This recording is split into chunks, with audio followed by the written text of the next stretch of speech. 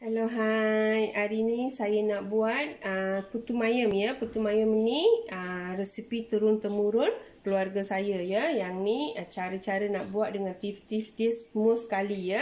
Memang cukup sedap ya.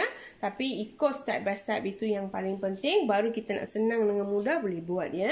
Okay, saya ambil 2 cawan beras ya. Paling penting saya cakap 2 cawan beras rendam selama 4 jam. Lepas tu saya toskan air betul-betul sampai kering ya. Lepas dah kering saya kisar jadikan tepung ya.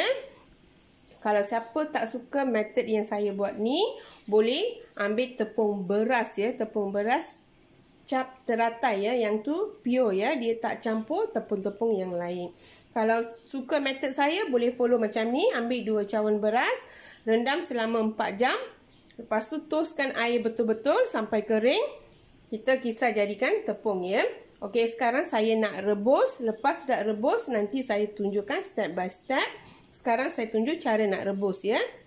Okey, sekarang saya nak rebus. Tapi saya gunakan tapis yang berlubang-lubang ya. Kalau siapa tak ada tapis yang macam ni, terpulang pada masing-masing nak rebus ya. Tapi mesti kena rebus selama 20 minit ya. Okey, jangan lupa ya, lepas kisar mesti kena ayak ya. Kalau tak ayak dia akan jadi ketul-ketul ya. Kalau siapa tak suka yang cara-cara yang saya buat ni, terus belikan tepung beras sahaja ya. Tapi ingat dia, lepas dah kisar mesti kena ayak ya. Baru kita boleh dapatkan tepung yang macam ni ya. Okey, sekarang saya nak rebus ya. Okey, sekarang air saya dah mendidih ya. Sebelum kita nak masukkan tepung untuk kukus, biar air ni betul-betul nak mendidih, sekarang saya nak masukkan tepung ya. Okey, tepung ni tunggu selama 20 minit sampai dia nak masak ya. Lepas 20 minit saya tunjuk step by step. Okey, sekarang saya dah tutup ya. Tunggu selama 20 minit. Dah cukup 20 minit, saya nak tutup ya. Dah cukup 20 minit, dah kukus. Sekarang saya nak buat step nombor 2.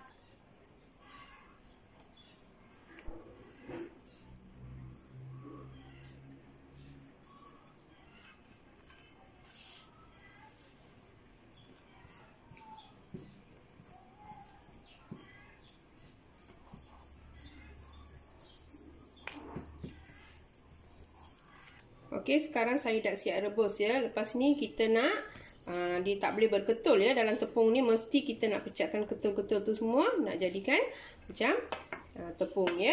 Okey, sekarang saya nak guna untuk ni air panas ya. Air panas ni dia tak ada berukuran ya. Agak-agak saja ya. Saya ambil dalam 1 gelas air panas ya. Kalau tak cukup kita boleh tambahkan, ataupun kalau kita dah cukup kita boleh kurangkan air ya. Dengan saya gunakan garam bukit secukup rasa dengan ghee ya. Sebab saya masukkan ghee ni sebab putu mayam kita ni lembut ya. Kita simpan lama pun dia tak akan jadi keras ya. Sebab tu kita pakai ghee ya. Memang ramai tak gunakan ghee ya.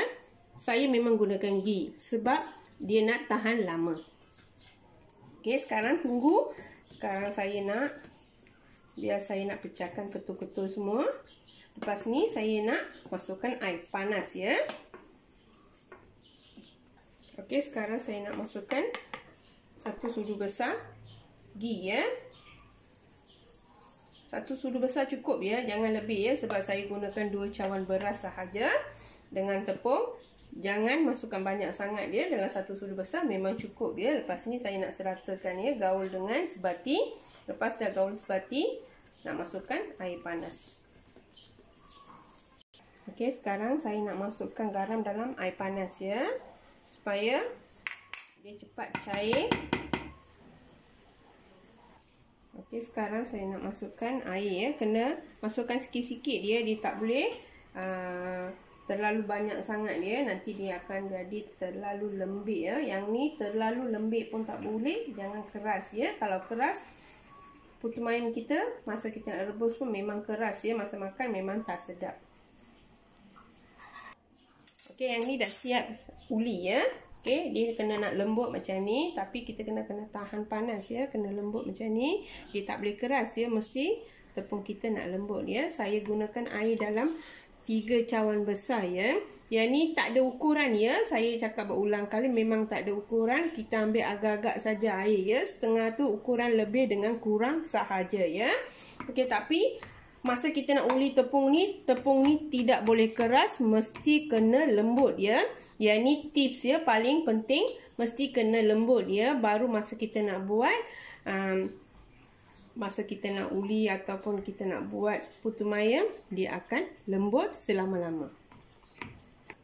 Okey, sekarang saya masuk dalam acu ya. Acu putu mayam. Sebelum masuk ni kita nak sapukan minyak ya, supaya dia tak melekat. Senang kita boleh buat putu mayam ya.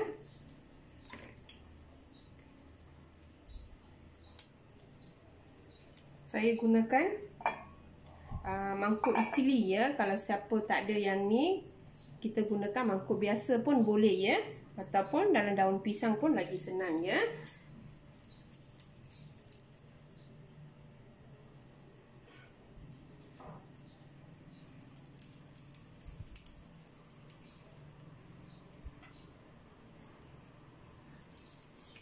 Okey, sekarang dah siap ya saya buat acu putu mayam. Tunggu selama 5 ataupun 6 minit bagi dia nak masak ya. 10 minit pun tak apa ya, bagi dia masak dulu. Okey, putu mayam kita dah siap ya. Memang cukup lembut ya. Okey, cara yang saya buat ni, tengok. Memang lembut dia. Masa kita buat macam ni pun memang lembut ya. Okey, yang ni cuma satu saja ya. Masa kita nak buat ni, ikut step by step ya.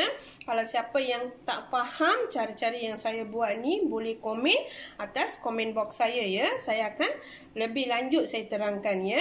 Okay, siapa yang belum cuba resepi saya ni, boleh cuba dekat rumah ya. Selamat bercuba.